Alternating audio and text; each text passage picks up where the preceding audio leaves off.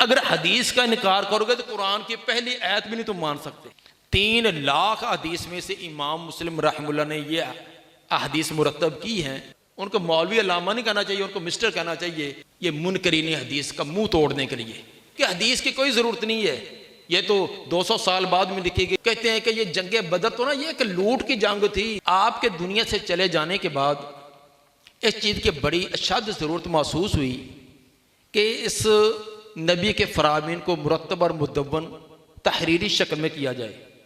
चुनाचे सहाबा कराम ने, उसके बाद ताबीन, फिर तबा ताबीन के दौर में दूसरी सदी हिजरी के अंदर बहुत ज़्यादा एहतमाम हुआ। खुसूसन हज़रत उमर बिन अब्दुल अज़ीज़ रहमतुल्लाह ने सरकारी सतह पर यह ऐलान कर दिया, उलमा को ये हुक्म जारी कर दिया कि हदीस को तहरीरी शक्ल में मुरतब और मुदव्वन किया जाए। इमाम ज़ुहरी रहमतुल्लाह फरमाते हैं कि जब उमर बिन अब्दुल अज़ीज़ रहमतुल्लाह ने हदीस को लिखने का कहा तो हमने फिर दफ्तरों के दफ्तर, किताबों की किताबें जो हैं वो हदीसों को लिख दी। और सनद का आगाज़ फिर इमाम ज़ुहरी ने सबसे पहले किया। अलगरज उन्हीं अय्याम के अंदर सहाबा के आखिरी दौर में और ताबीन और तबा ताबीन का बातल फ़िरके भी बड़े नमूदार हो चुके थे।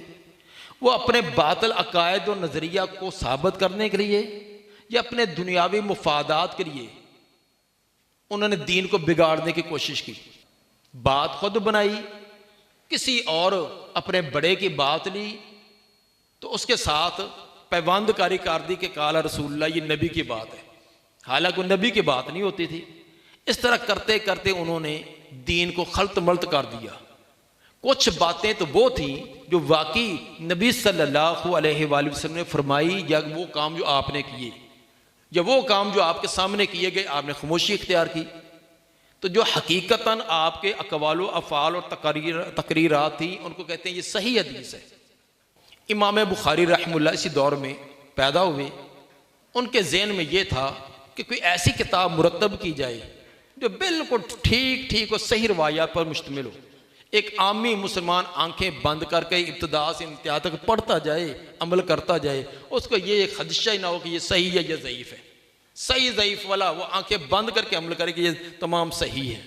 चुनांचे इन के आसार भी तो सही बुखारी के अंदर 54 उलूम है जो इसके अंदर इमाम बुखारी ने जमा कर दिए।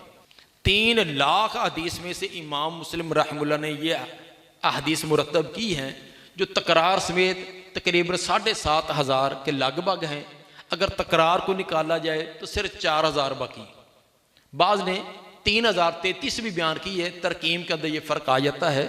कोई बाज़ ने थोड़े से फ़र्क की वजह से उसको एक ही हदीस शुमार किया और बाद ने फ़र्क की वजह से उसको 2 अलग शुमार किया।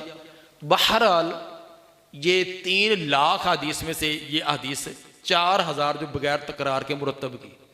यहाँ भी जो मुनकरीन हदीस हैं जो अपने आप को अल्लामा कहते हैं, अल्लाह के अल्लामा नहीं, वो मिस्टर हैं। उनको मौलवी अल्लामा नहीं कहना चाहिए, उनको मिस्टर कहना चाहिए। जो उर्दू के 2-4 पंफलेट पढ़कर बड़े शेखुल इस्लाम बने होते हैं, वो तरह तरह के मशवरे देते हैं, लोगों को गुमराह करने की कोशिश करते हैं। एक बात तो ये कि जो ज़ईफ़ थी, क्योंकि इनका नाम ही क्या है, इस किताब का नाम अल जामिउ सही, जिसके अंदर सही सही कुतुब अहदीस हैं। वैसे इसका नाम तो लंबा है, अल मुस्नद सही हो अल मुख्तसर मिनल सुनन बिनक़ल अदल अनिल अदल अन रसूलिल्लाह सल्लल्लाहु अलैहि वसल्लम, ये पूरा इसका नाम है। लेकिन इख्तिसार करते हुए इसका मुस्नद सही या जामिउ सही कहा जाता है। एक तो इमाम बुखारी और मुस्लिम ने उन्होंने ये अहद किया था कि हमने सही रवायात लानी है, ज़ईफ़ नहीं। तो बहुत सारी ज़ईफ़ थी, वो तो ऐसे निकल गई। दूसरा, मुहद्दिसीन का तरीक़ेकार ये है कि एक हदीस को अगर 10 सहाबा बयान करते हैं तो उसको 10 अकाउंट करते हैं, 10 शुमार करते हैं। इसी तरह दरमियान के अंदर कहीं सनद के अंदर कोई रावी मुख्तलिफ हो जाए उसको अलग शुमार करते हैं।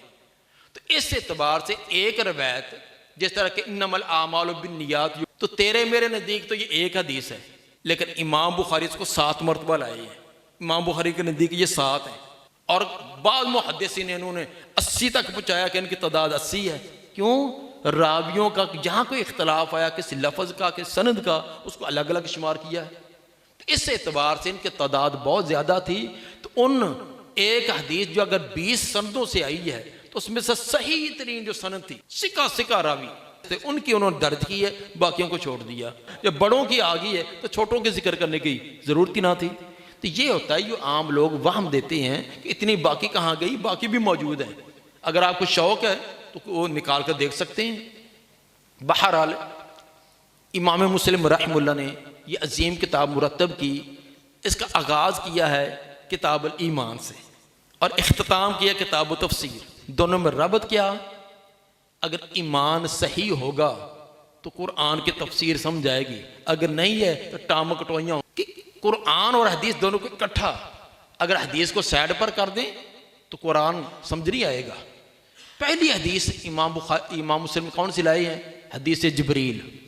और आखिरी हदीस के इन्न हादान खस्मान इख्तसमू फी रब्बिहिम, इसकी तफसीर। साबित क्या किया? साबित ये किया है कि दो ग्रोहों का आपस में बनना, इसका सबब है ईमान और अदम ईमान। अब सवाल यह कि इमाम मुस्लिम रहमतुल्लाह ने किताब तफसीर को सबसे एंड पर, आखिर पर क्यों लाए हैं? ये मुनकरीन हदीस का मुंह तोड़ने के लिए, जो ये बकते हैं कि हदीस की कोई ज़रूरत नहीं है, ये तो 200 साल बाद में लिखी गई या 250 साल बाद में लिखी गई, ज़ुबानी सिलसिले चलते रहे, पता नहीं क्या इसके अंदर भूल होगी, गलतियाँ होगी, तो हमें कुरान ही काफ़ी है। इमाम मुस्लिम रहमतुल्लाह ये सबक देना चाहते हैं कि पीछे वाले हदीस सामने होंगे तो कुरान समझ आएगा। अगर कुरान समझना तो हदीस को साथ रखना लाजमी है। ये किसने बतलाया कि गारे हिरा के अंदर सबसे पहले इकरा बिस्म रब्बिकल्लज़ी खलक़ नाज़िल हुई? किसने बतलाया? हदीस ने। अगर हदीस का इनकार करोगे तो कुरान की पहली आयत भी नहीं तुम मान सकते। तो कैसे कहते हो कि हदीस की ज़रूरत नहीं है? तो इमाम मुस्लिम रहमतुल्लाह ये दर्स देना चाहते हैं कि ये तमाम की तमाम नबी के अक़वाल व अफ़आल, इनको सामने रखोगे तो तफसीर आएगी, तब समझ। अगर ये नहीं है तो अंधेरे के अंदर टामक कोटोइयाँ मारते हुए कोई जहमिया बन गया कि मोतज़िला बन गया, जिंदगी भर अमाल करने के बावजूद भी गुमराह के गुमराह रहे। कि बदर की जंग आप जानते हैं, लेकिन यहाँ एक जंगे बदर से पहले एक आम चीज़ भी बयान करना लाजमी है।